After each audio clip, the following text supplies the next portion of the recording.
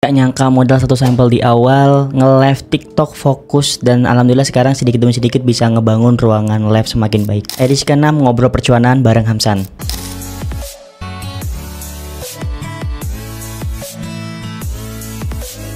Sebenarnya saya pribadi awalnya nggak expect secara luas ya, atau berharap tinggi lah dengan live TikTok ini atau bikin konten di TikTok ya. Tapi pas ngelihat artis-artis itu pada live TikTok jualan berjam-jam teman-teman, bahkan sampai ada yang 24 jam live TikTok sampai malam, saya mikir pasti ada cuannya di sini. Saya lihat kayaknya cuannya gede nih ya. Oleh karena itu saya riset tuh beberapa hari, bahkan beberapa minggu sebelum saya memutuskan untuk fokus di tahun 2025 mulai ngonten dan nge-live di TikTok. Jadi saya pribadi masih baru ya di TikTok itu sekitar 20 hari sama hari ini. Dan ternyata 20 hari nge-live TikTok cuannya lumayan. Saya sendiri nggak nyangka ya teman-teman ya. Ya kita bisa pertama kita modal dulu sampel. Nanti kalau udah besar biasanya bakal banyak yang ngirim sampel gitu tuh ya teman-teman. Jadi modal sampel terus bikin konten simple. Mungkin beberapa teman-teman yang nanya nih ya, format kontennya seperti apa? Kok cuman modal satu sampel bisa cuan? Sebenarnya ada 3 jenis format konten yang bisa teman-teman ikuti. Dan saya pribadi itu menerapkan metode satu sampel harus jadi 20-30 video. Itu bukan buat live ya, tapi buat konten. Jadi selain konten, kita juga nge-live. Jadi di sela-sela nanti beres live, kita upload konten kita. Contoh kita nge-live dari jam 8 sampai jam 12. Nanti kan ada jam 12 jeda tuh, kita cas dulu si baterai tuh. Nah, kita upload di sana. Upload konten yang udah kita edit. Setelah itu nge-live lagi, nanti malamnya kan udah nggak live tuh biasanya. Itu kita upload per sejam atau per 2 jam. Untuk pengambilan kontennya sendiri itu ada 3 metode jenis konten. Yang pertama itu metode konten yang tanpa wajah plus tanpa voice over atau suara. Kalau yang ini pernah saya terapin juga di sampel yang ini nih.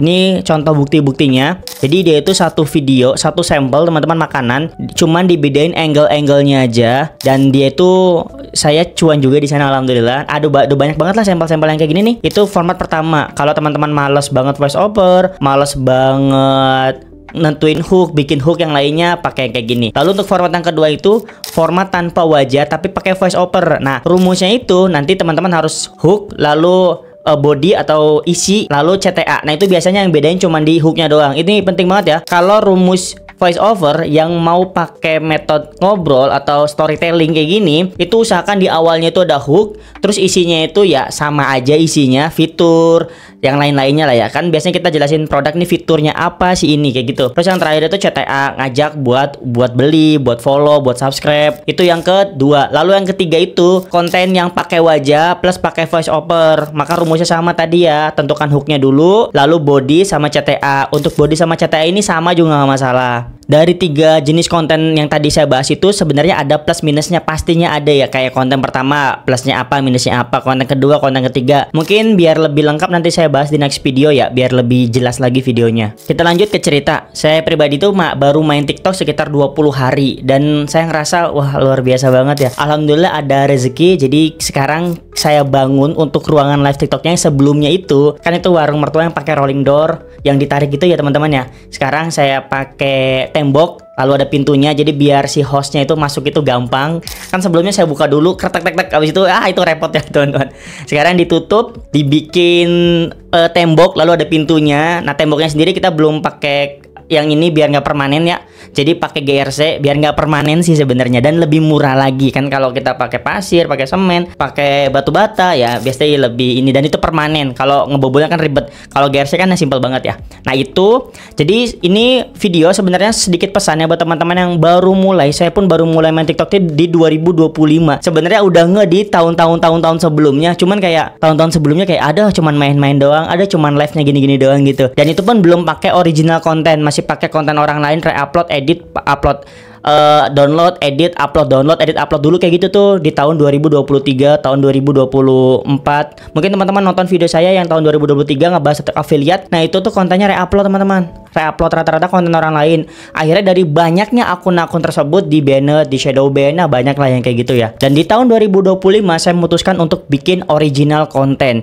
nggak apa-apa, kita masih pemula, konten jelek, hook belum bagus, isi ya masih gitu-gitu aja ya nggak apa-apa, nanti akan semakin jalan itu semakin diperbaiki secara pasti, saya percaya itu tuh. Jadi yang baru mulai sekarang nggak usah negative thinking, nggak usah kayak pesimis, ya gimana sih baru mulai nih, belum terlambat, justru terlambat kalau teman-teman nggak pernah mulai dan nggak memulai dari hari ini. Jadi tidak ada kata terlambat ya. Jangan sampai nanti datang penyesalan pas ngelihat tetangga sebelah kita itu beli PCX NMAX atau Brio pakai uang hasil ngonten, pakai uang hasil afiliat. Kita cuman di rumah kayak coba seandainya. Jadi jangan sampai penyesalan datang di akhir ya, karena nggak mungkin datang di awal ya. Penyesalan pasti datang di akhir.